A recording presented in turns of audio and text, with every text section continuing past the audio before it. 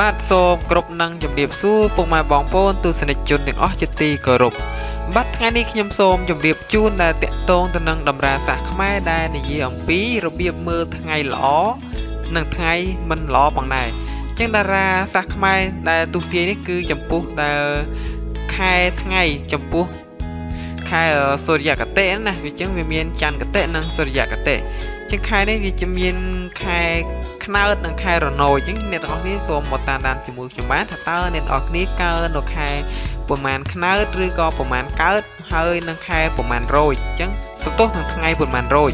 បាទអញ្ចឹងយើងមកតាមដានជាមួយខ្ញុំបានទាំងអស់គ្នាមក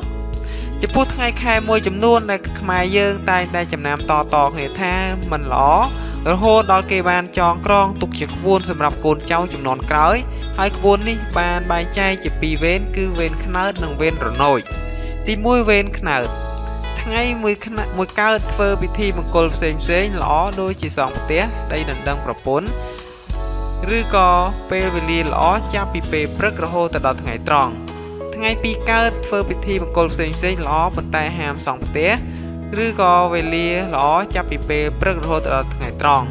ថ្ងៃ3កើតធ្វើពិធីមង្គលផ្សេងមិនល្អទេ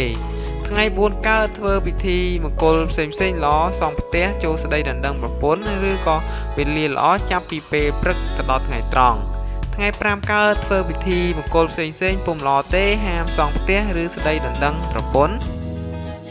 ថ្ងៃ6កើតធ្វើពិធីផ្សេងបានល្អដូចជាសង់ផ្ទះស្ដីដណ្ដឹងប្រពន្ធឬក៏វេលាល្អចាប់ពីពេលព្រឹកទៅដល់ថ្ងៃត្រង់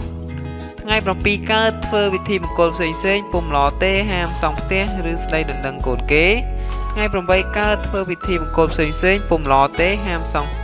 ផ្ទះនិងស្ដីដណ្ដឹងកូនគេថ្ងៃទី9កើតធ្វើពិធីមង្គលផ្សេងល្អសង់ផ្ទះស្ដីដណ្ដឹងប្រពន្ធល្អ8ឬក៏ពេលវេលាល្អចាប់ពីពេលព្រឹកទៅដល់ថ្ងៃត្រង់ថ្ងៃ10កើតធ្វើពិធីមង្គលផ្សេងមិនល្អទេហាមសង់ផ្ទះឬក៏ដណ្ដឹងកូនគេថ្ងៃ11កើតធ្វើពិធីមង្គលផ្សេងល្អមិនថាសង់ផ្ទះឬដណ្ដឹងកូនគេឬក៏ពេលវេលាល្អចាប់ពីពេលព្រឹកទៅដល់ថ្ងៃត្រង់ថ្ងៃ12កើតធ្វើពិធីមង្គលផ្សេងមិនល្អហាមសង់ផ្ទះនិងដណ្ដឹងកូនគេថ្ងៃ13កើតធ្វើពិធីមង្គលផ្សេងល្អមិនថាសង់ផ្ទះឬស្ដីដណ្ដឹងកូនគេឬក៏ជាពេលវេលាល្អចាប់ពីពេលព្រឹកទៅដល់ថ្ងៃត្រង់ថ្ងៃ14កើតធ្វើពិធីមង្គលផ្សេងមិនល្អទេហាមសង់ផ្ទះឬដណ្ដឹងកូនគេថ្ងៃ15កើតហាមធ្វើពិធីអ្វីទាំងអស់បាទអូខេយើងចូលមកដល់ចំណុចទី2ដែលនិយាយអំពីវេនរណូចវិញម្ដងបាទថ្ងៃ1រោចហាមធ្វើពិធីអ្វីទាំងអស់ថ្ងៃ2រោចហាមសង់ផ្ទះស្ដីដណ្ដឹងកូនគេឬប្រពៃពិធីផ្សេងថ្ងៃ3រោចហាមធ្វើពិធីអ្វីទាំងអស់ថ្ងៃ4រោចសង់ផ្ទះល្អធ្វើពិធីផ្សេងបានល្អប៉ុន្តែហាមដណ្ដឹងកូនគេឬពេលវេលាល្អចាប់ពីពេលព្រឹកទៅដល់ថ្ងៃត្រង់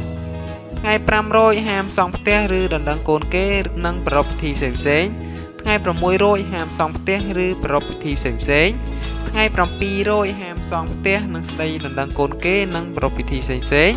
ថ្ងៃ8រោចសង់ផ្ទះល្អដណ្ដឹងប្រពន្ធល្អប៉ុន្តែធ្វើពិធីផ្សេងមិនល្អឬពេលវេលាល្អចាប់ពីពេលព្រឹកទៅដល់ថ្ងៃត្រង់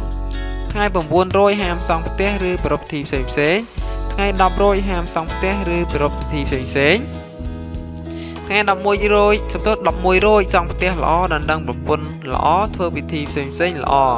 ពេលវេលាល្អចាប់ពីពេលព្រឹកទៅដល់ថ្ងៃត្រង់12រោចហាមសង់ផ្ទះឬស្ដីដណ្ដឹងប្រពន្ធនិងប្រពៃពិធីផ្សេងថ្ងៃ13រោចហាមសង់ផ្ទះឬស្ដីដណ្ដឹងប្រពន្ធនិងប្រពៃពិធីផ្សេងថ្ងៃ14រោចហាមសង់សំទោសហាមធ្វើពិធីផ្សេងថ្ងៃ15រោចហាមធ្វើពិធីផ្សេងទាំងអស់បាទអូខេអរគុណដល់ពុកម៉ែបងប្អូនអរគ្នាដែលនិយមតាមដានស្ដាប់ជាមួយខ្ញុំបាទ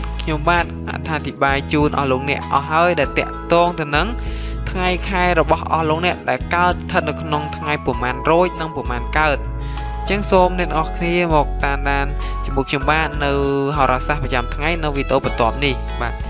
អញ្ចឹងខ្ញុំសូមបញ្ចប់ត្រឹមចុះខ្ញុំសូមអរគុណសូមគោរពលា